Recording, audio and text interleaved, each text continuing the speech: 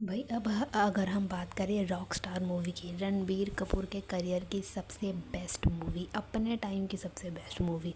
और rock star movie सिर्फ best ही नहीं थी, बहुत ज़्यादा मेमोरेबल भी थी। इसके गाने सारे के सारे 10 आउट ऑफ 10।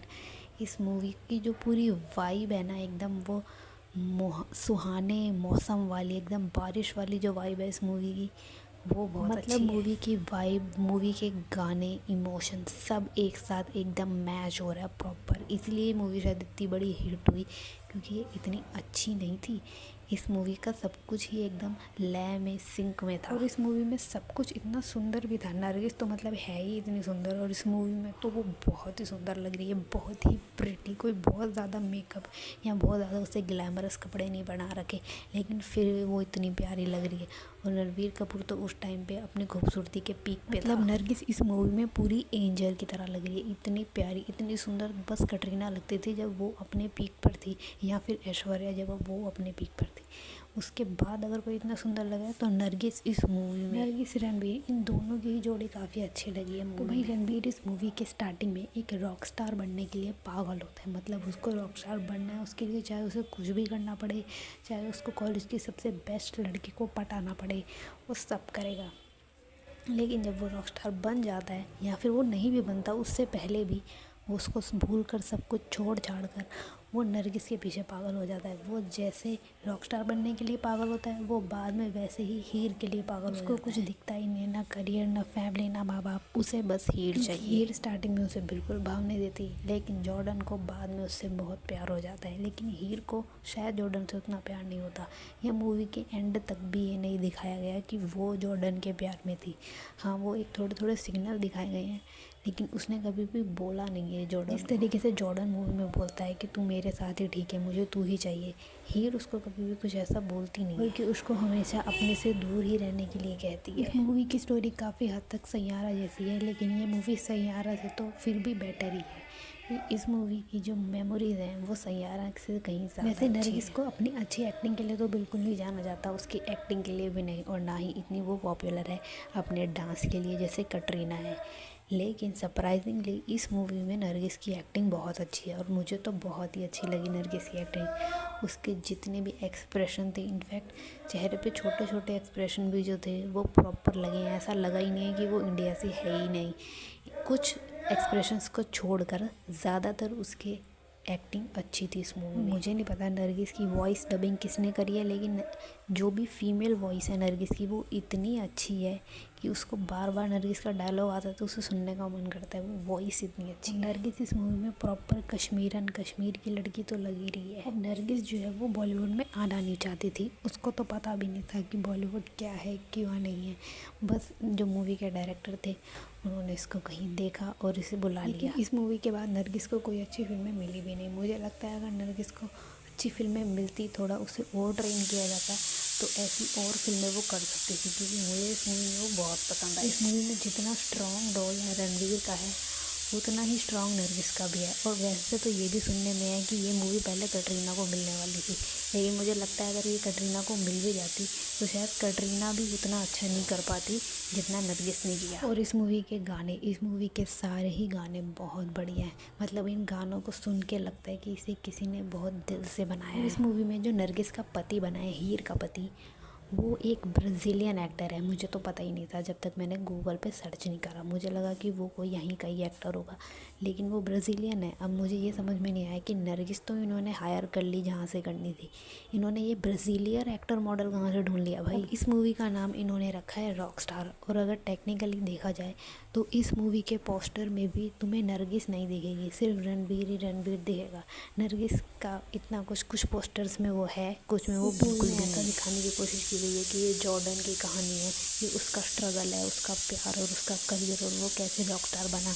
लेकिन रियलिटी में इस मूवी में आधे से ज़्यादा तो नरगिस को ही दिखाया गया है, उसी की लव स्टोरी और उसी के आसपास दिखाया गया है। जब हीर का कैरेक्टर सीन्स में नहीं होता, मूवी उस वक्त बोरिंग लगने लग जाती है, और जैसे ही हीर का कैरेक्टर आता है फिर से इंटरेस्टिंग हो जाती है। इस मूवी के बाद जो रणवीर की अकेले की सबसे बड़ी मूवी है वो है एनिमल। और कुछ भी बोलो, रॉक स्टार एनिमल से तो 10 लाख गुना अच्छी है।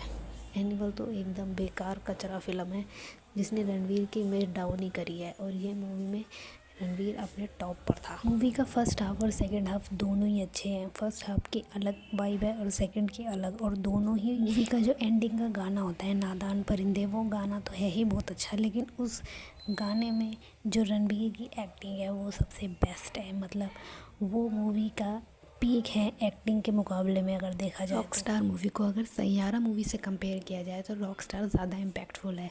सैयारा मूवी थोड़ी बच्चों वाली, थोड़ी बचकान फिल्म लगती है। वो मूवी थोड़ी सी ओवर ड्रामेटिक, थोड़ा सीरियल टीवी ड्रामा टाइप की लगती है, और रॉकस्टार मूवी थोड़ी ज़्यादा मैच्योर है, ज़्यादा काम है, शांत है। वही रॉकस्टार मूवी की सबसे बेस्ट बात थी नरगिस। मैंने ये पूरी मूवी देखी नरगिस के लिए, नरगिस की एक्टिंग, उसकी शक्ल, और लेकिन इस मूवी के बाद नरगिस को कोई ऐसा बड़ा कॉन्सेप्ट वाली मूवी दोबारा नहीं मिली। कटरीना के कंपैरिजन में नरगिस ज़्यादा अच्छी लगती है। लेकिन इस मूवी में एंड में नरगिस को मरते हुए दिखा दिया, जो कि अच्छा प्लॉट है, लेकिन मुझे लगता है कि उससे अच्छा प्लॉट ये होता कि वो इसको मरते हुए ना दिखाते। इसको ऐसे भी दिखा सकते थे कि नरगिस उसे छोड़ के चली गई, लेकिन उन्होंने वही सिंपल नॉर्मल मरने वाला कॉन्सेप्ट डाला। नरगिस इस मूवी में कश्मीरन लड़की का रोल निभा रही है, और वो वाकई में कश्मीरन लग भी रही है।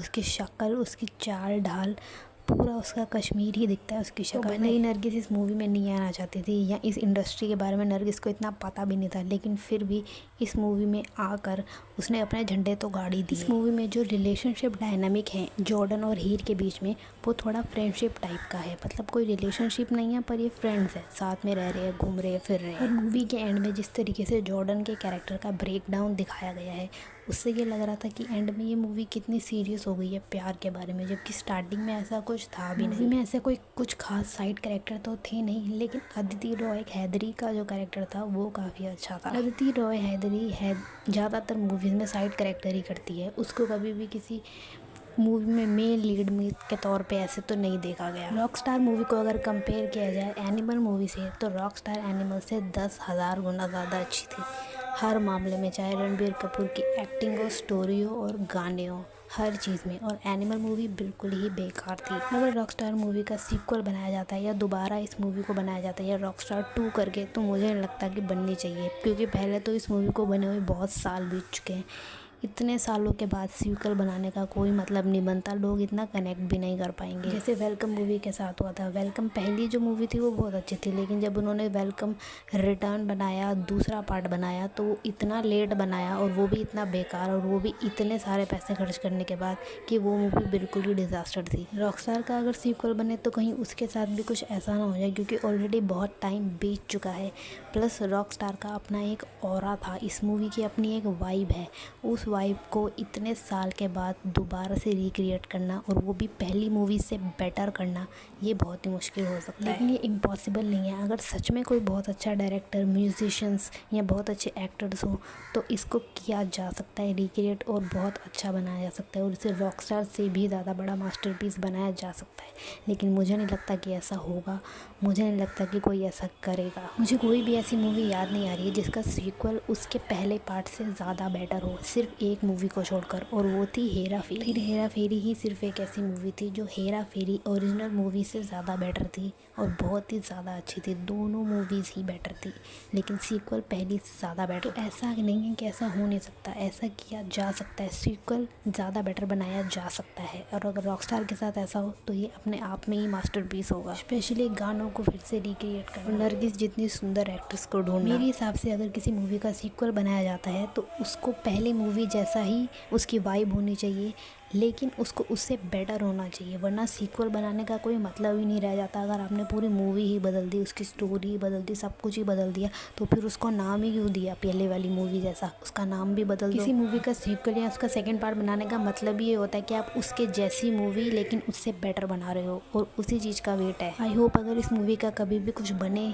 या कोई गाना भी बने तो वो अच्छा बने, जो कि ऐसा हो सकता है, लेकिन मुझे कोई उम्मीद नहीं है। लेकिन ये मूवी सबकी मेमोरीज़ में रहने वाली है, सबको, मैं आज भी इसके गाने सुनती हूँ, सारे के सारे। नरगिस मुझे आज भी बहुत अच्छी लगती है, सिर्फ इस मूवी की वजह से वो मुझे आज भी बहुत सुंदर लगती है। रणबीर की ये सबसे बेस्ट मूवी थी, एनिमल नहीं। और अच्छा हुआ कि उन्होंने इस मूवी में कटरीना को नहीं लिया। इस मूवी की लोकेशंस और कुछ शॉट्स भी बहुत सुंदर हैं, बहुत अच्छी प्यारी प्यारी लोकेशंस हैं और बहुत अच्छी मेमोरीज हैं। मैंने ये मूवी काफ़ी टाइम के बाद दोबारा देखी थी, इसलिए मेरा मन करा कि इस पर मुझे एक वीडियो तो ज़रूर बनानी चाहिए, क्योंकि इतनी ज़्यादा मेमोरेबल है और अब मैं कई बार इसे रिपीट पे देख चुकी हूँ और इसके गाने सुन चुकी हूँ।